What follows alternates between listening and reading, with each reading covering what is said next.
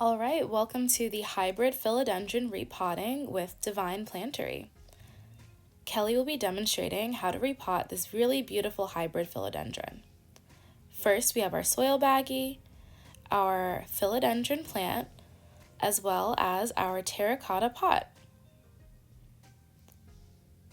So, to get started, you're going to want to take your philodendron and begin to loosen the plant away from the nursery pot. We love philodendrons because they are so resilient, so you don't have to worry about breaking the plant too much. Next, you're going to want to gently remove the soil from the roots. We find philodendrons this small might not have a super large root system, but that's okay.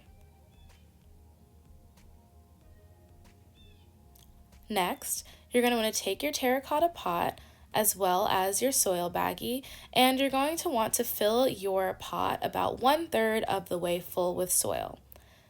Since this plant is a little bit smaller and has a smaller root system, we might find ourselves potting it a little bit higher up in the pot. Next, take your philodendron and place it into your terracotta pot. As you can see here, Kelly is using one hand to hold the philodendron in place where she wants it to sit and then filling the soil in around it.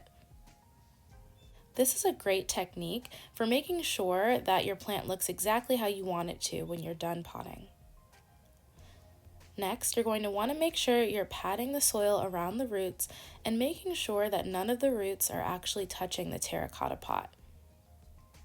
Continue to fill around the plant, but make sure that you're not covering any of the small leaves with soil, as those might get too damp and could fall off when you're watering your plant. And there you have it, your hybrid philodendron in its new terracotta home.